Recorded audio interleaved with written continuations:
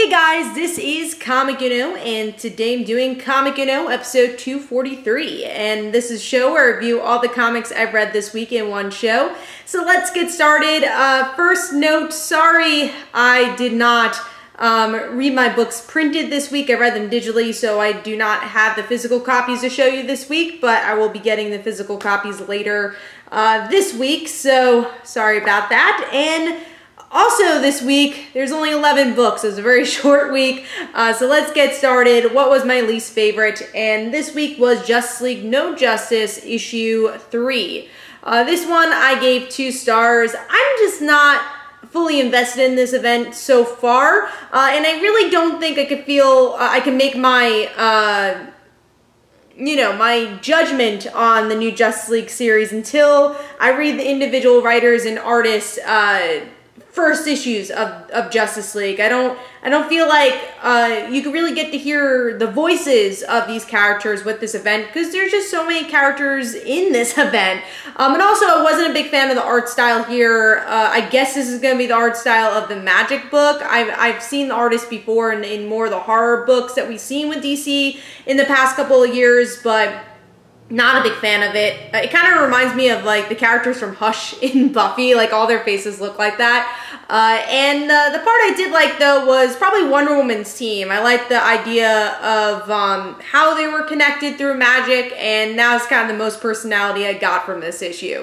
So that was number 11. Moving on to number 10, which is the last issue of Iron Man in the last series/issue that Brian Michael Bendis will be working on with Marvel, and that is Invincible Iron Man issue 600. And, it just felt it didn't have the emotion I wanted from this book, but I also haven't been loving this arc or this volume of Iron Man with Brian Michael Bendis, so it was just more of like, okay, it's over. We're going to kind of move on to the next creative team. I am excited to see what Dan Slott ends up doing with Iron Man, but the artwork was okay for the most part. I didn't love that there's so many artists on board with this one, but it wraps up the story. We get to see Rhodey comes back, which I think we figured that could happen in the end. And Tony comes back. That's kind of the biggest stuff that happens with this issue. So I give this one 2.5 stars. It just wasn't the emotional impact I wanted for, Brian Michael Bendis' last book for Marvel and this last issue of Iron Man. And I numbered this wrong. Number 9 is Barrier issue 4, and this one, this is a middle series for me. I like the concept. Don't know if we needed 5 issues of it, but I like the connection between the two characters, even though they have the language barrier, and that's obviously the point of the series. I love the artwork, and this one overall I gave 3 stars. I liked last issue a bit more. I thought we got some more emotion there. So now moving on to number 8, which is Wonder Woman issue 47. And if you like the gods, if you like more of the mythology of Wonder Woman, I think you'll enjoy this issue. But for me, I think that bogged it down. I like the Jason stuff though, just kind of seeing his life outside of Wonder Woman. And I am excited to see the Star Sapphires. I want to see Carol. Probably won't happen, but I would like to see Carol. Alright, so that was number 8, and also the artwork was gorgeous for the book, and I gave that 3 stars. And also really liked the variant cover for that book. Moving on to number 7, glad to see this higher again, and that is Regression issue 10. This one focusing on Molly's past lives, and I like the reveal that we learn that her past lives actually, all her lives have been murdered. And is that going to happen with Molly? And then we have this other scene that there's this character called Molly in her past. Does that relate to her? Some interesting mystery built up here. So, and I really do like the art style for this book as well. It works for the creepiness, but still has this brightness to the book as well. So I gave Regression issue 10 3.5 stars, and that was number 7. Moving on to number 6, which is Mera, Queen of Atlantis issue 4. And I feel like there's a lot of characters they're trying to bring story here, and I actually like all the stories for Tula and Orm and Mera, But this is a Mera book, and I still don't feel like we have enough Mera in the book. The artwork is really solid, very clean artwork. So overall, I gave it 3.5 stars. Definitely a fun read. I actually like Tula the most here and her connection to her brother. But once again, it's a Mera book, and we don't really get enough of her. So number 5 for me, and I have to say I had a pretty solid top 5, even though it was a pretty, you know, low week for comics. I didn't get a lot of comics, but I still had a solid top 5. And number 5 for me was Hunt for Wolverine Mystery in Madripoor issue 1. Really solid book for me. I love the X-woman coming together to figure out this mystery with Wolverine. And I like that actually was in the voice of Psylocke. As much as I love Kitty, as you know, we've obviously have had Kitty's voice a lot throughout the year just because of her being the leader of the X-Men. So it was nice to see a character we don't really get to see as much from, like Psylocke and her relationship with Wolverine. I thought it was nice and different. The artwork for me was a little bit thin-lined. I kind of wish the line work was a little bit darker, but I liked it, and like I said, the whole series was solid and definitely gave me enough that I wanted to pick up more and got excited for more. So I'm going to give that 4 stars. Moving on to number 4, which is The Flash, issue 47. This would have been a lot higher if it wasn't for the art. I'm just not a big fan. I feel like facial expressions are off sometimes. Sometimes you don't really get to see the facial expressions as much because there's so many people on panel. There just could be a little bit more detail. And also I feel like the coloring is a little darker than it needs to be.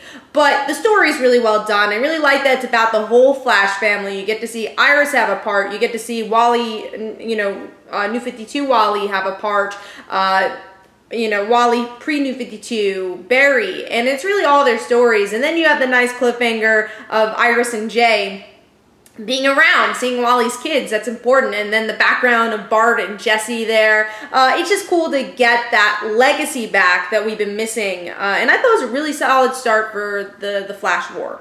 And a good cliffhanger, like I said. So I gave that 4 stars, and that is number 4. Moving on to number 3, which is just a fun issue, and that was X-Men Gold issue 28. Not a lot happens here, but the character interactions were a lot of fun. You know, Kitty obviously just being in charge, I love that, and her trying to save Peter, and just the interactions between the team. And it's a kind of generic issue, but the artwork was really solid. And like I said, overall, I just had fun with the issue with the character interactions. So I gave that one 4 stars. Moving on to number 2, which is Detective Comics, issue 981. Pleasantly surprised here, you know. I've been the type of person who I felt like this series had some roadblocks. It had, you know, some bumpy character development here or character work. But I really feel like by the end, I really like every place where the characters ended. I especially love Stephanie here. I think we really get to hear her voice. And I love, you know, she's the underdog. And she's pretty much the one who saves the day because no one expects her to. And then her understanding what the bat means, you know, that's been a big problem for me. Of like, oh, I hate Batman, and kind of whining throughout the series. But now we really get to see, you know, I respect you. You know, we obviously don't see eye to eye all the time, which Stephanie and Batman usually don't. But we actually do get to see her understand. And I like that Tim and Steph are going to be looking to see what these timelines are all about. Hopefully we get to see that story somewhere. I don't know where it'll be, but I thought that was a cool ending. Love that Cassandra's being taught by Barbara. Love that scene. And then Kate and Bruce kind of being on the same page. Kate being more Batwoman again and not the whole colony stuff, which I didn't really enjoy. And then, of course, Tim and Batwoman forgiving each other. I just thought overall they cleaned up a lot of things I didn't like about the previous arc and just ended everything on a really good note. And you wanted to see more, but you're also excited to see what the next creative team will do. So I gave that 4.5 stars. Moving on to number 1 for me this week was Batgirl issue 23. If you're a Barbara Gordon fan, I think you'll really enjoy this one. It's her being stuck in her head and her figuring out very easily she's stuck in her head, but at the same time she questions, like, if I do this wrong, like, will this happen in reality? How do I get back to my body? And then she realizes, do everything you wouldn't do. So she, you know, kind of quits being Batgirl for a second and then, like, goes, kisses Kai, tells him that she's Batgirl, and says, yeah, that's how I broke the spell, is that you thought that I wanted the happily ever after, but I love change. And I like that, and you can kind of tell a woman wrote this book because of that. You know, obviously the generic female lead storyline would be, she needs to find love. the classic Hallmark movie moment. But here, it's not that for Batgirl. She knows what she wants.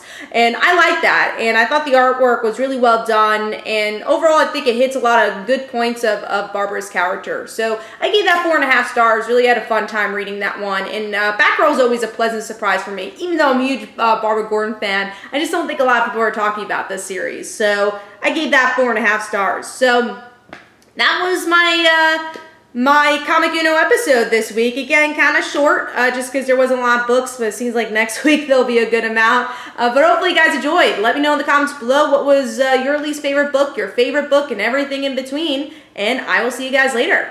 Bye.